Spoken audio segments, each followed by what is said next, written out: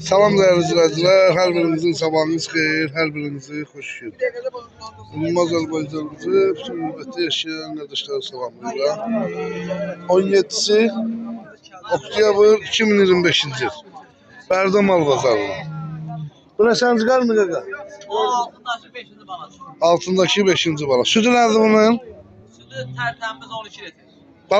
Baladan başka? Bir məməsin bala emir. Aha 12 litrede sütü. 10 litre şərtə verir. 10 litrede şey. Hansılı balası mı? Evet süt. 10 gün buzoy var. 10 gün. Kıyməti nədir be? Mən 2900 manat.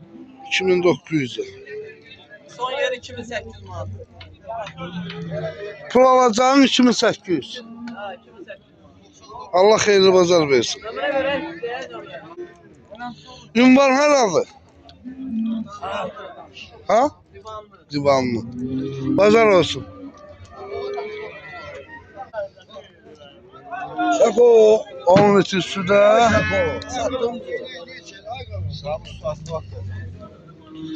Balası çıkıyor.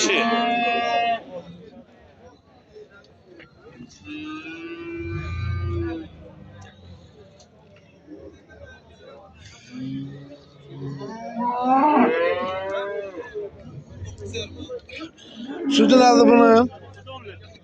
10 litre. Haram aldı mı? Buradan bütün Azərbaycandakı izləyicilərimizə salamlayıram. Qiyməti nədir? Ha? 2600 də. Allah bazar versin. Nömrəni deyilən bir dənə.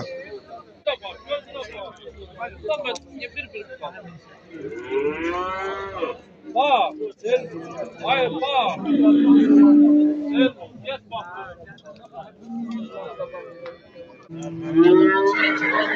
Hava. Yok hocam.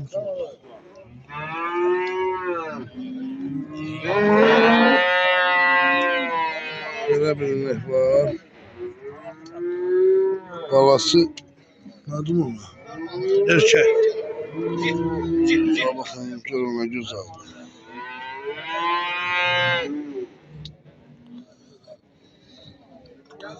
Bunun neçənci qarındı? Üçüncü.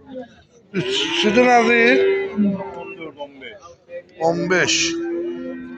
Balası da erkəkdir. Erkek, bir aylık. Gözəl, gözəl balası var. Qiyməti nədir? Kıymet 37. 3700. Dəyərli izləyicilərimiz, mal qəhrəman tərtərdadır. Kim istəsə əlaqə saxlasın.